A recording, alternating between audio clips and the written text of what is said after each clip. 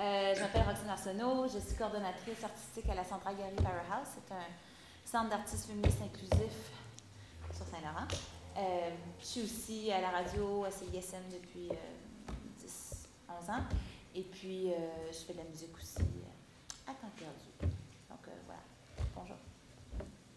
Bonjour, je m'appelle Marie Bélan, je suis directrice artistique chorégraphe de la compagnie Marie B. Sort de ce corps. Je suis aussi membre fondateur de l'organisme La Deuxième Porte à Gauche, qui est un organisme qui crée et produit des événements de danse contemporaine qui questionnent la relation publique. Bonjour, moi je suis Ginette Ferland. Je porte plusieurs chapeaux.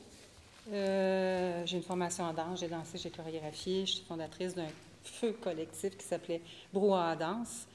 Mais je co-dirige maintenant une compagnie qui s'appelle Bouge de là, qui fait de la danse jeunesse depuis 10 ans. On fête notre 10e anniversaire. Je suis co-directrice générale, responsable des communications et l'agente de diffusion. Je suis agente de diffusion pour le Canada, pour le Théâtre de la Pire Espèce, dont David est le directeur général, donc une compagnie théâtre d'objets. Et puis, je fais les relations de presse et je suis responsable de la promotion du Théâtre de la Manufacture, du Théâtre La Licorne depuis 11 ans. Donc, je m'occupe d'image du lieu, de la manufacture, voilà, depuis 10 ans, les trois. Voilà. Et je suis là aujourd'hui.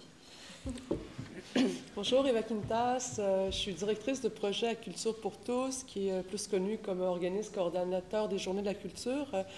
Moi, je m'occupe de projets spéciaux d'art et communauté, de médiation culturelle, mais je suis aussi artiste photo, art médiatique et présidente fondatrice d'un centre d'artistes en nouveaux médias, en art web, qui s'appelle l'Agence Topo. Bon, je n'arriverai pas à gagner sur Ginette, mais quand même.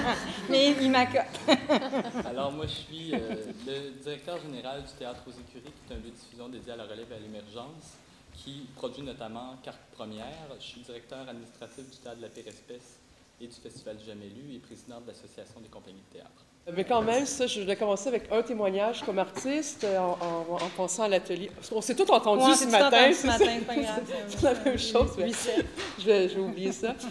En pensant à l'atelier, je me suis dit, bon, quelle avait été ma première expérience de médiation comme artiste quand ça ne s'appelait même pas médiation, que le mot n'existait pas. Et en fait, c'est ça, moi, je fais de l'art web. En fait, moi et Michel Lefebvre, qui est le cofondateur de l'Agence Topo, on est un peu considérés il y a 10-12 ans comme des pionniers de l'art web au Québec autour de la fiction interactive. Et on a produit un photoroman littéraire qui a été diffusé de différentes façons, dont au web radio, des épisodes radiophoniques à Radio-Canada qui avaient été couplés à des épisodes web en 98.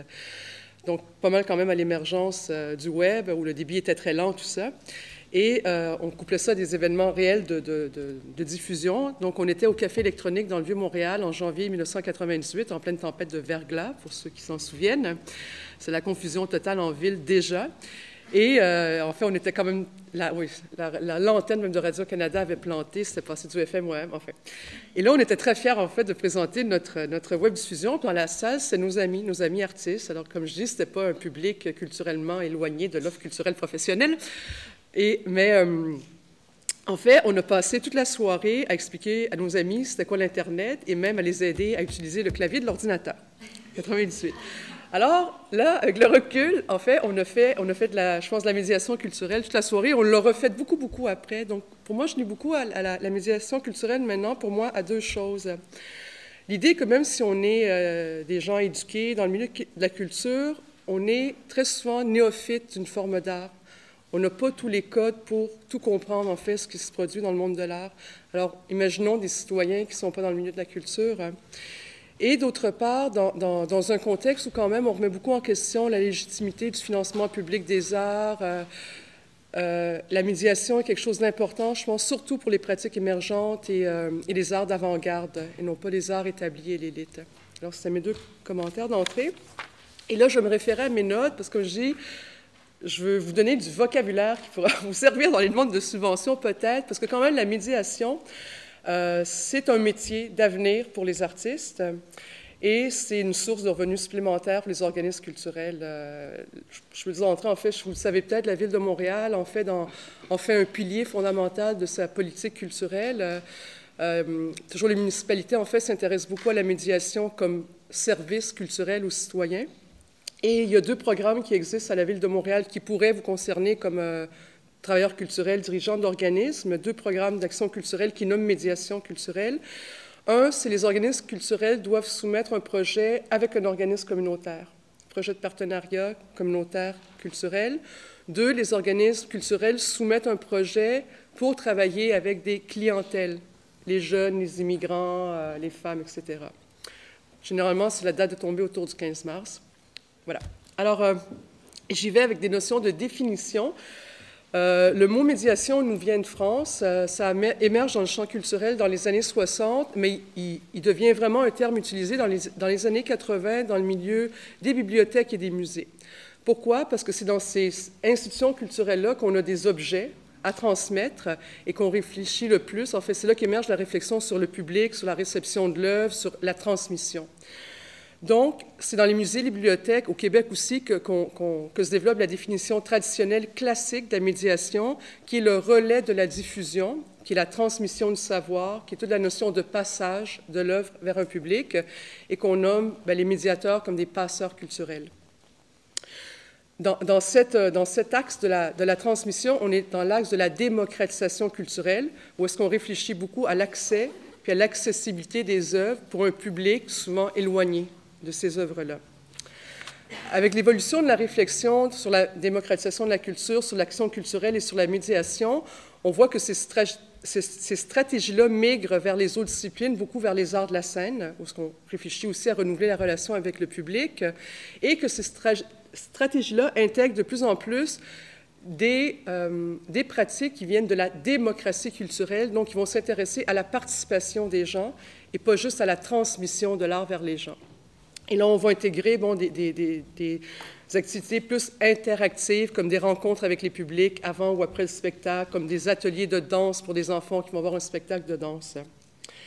Donc, dans cette évolution de la réflexion entre l'art et le public, on passe beaucoup d'une logique de l'objet à transmettre à une logique des personnes qui participent à l'activité culturelle et qui peuvent même l'influencer.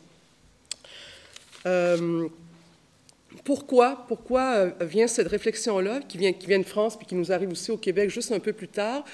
Parce qu'on considère en fait qu'après 30 ans de démocratisation culturelle, il n'y a pas de résultat parce que c'est toujours les mêmes tranches de public en fait qui participent à la culture et qu'il y a encore comme un 2/3 de la population qui est juste pas là. Et que de juste penser en termes d'accroissement de l'offre ou de mettre des équipements ou des maisons de la culture ou de l'art sur le territoire, ça ne marche pas comme ça, parce que ça a beaucoup à voir avec nos codes culturels d'accès à la culture, ce n'est pas juste une question d'argent, et qu'il faut penser en d'autres termes pour engager le public. Et c'est là qu'on s'intéresse plus même aux pratiques culturelles des gens, on pense aux immigrants, aux jeunes, à la culture d'aujourd'hui. On doit tenir compte en fait de choses qui sont l'immigration, la variation socio-démographique, les nouvelles technologies qui changent complètement en fait la façon de consommer de la culture ou de la pratiquer, et aussi les gouvernements en fait qui vont s'intéresser de plus en plus à mettre des politiques culturelles territoriales proches du citoyen. Alors, moi je définis on définit la médiation culturelle comme un champ très vaste de pratiques qui sont sur tout cet axe-là de la démocratisation à la démocratie culturelle, mais au croisement du champ de la culture et du champ social. Moi, je parle beaucoup du croisement de 2 axes. L'axe vertical, qui est celui de la transmission de la culture légitime subventionnée vers ces populations qui en sont souvent éloignées, et l'axe horizontal, qui est celui du territoire et des populations. Et la médiation est comme une convergence, en fait, du meilleur des deux, des pratiques qui viennent du champ de la culture et du champ social.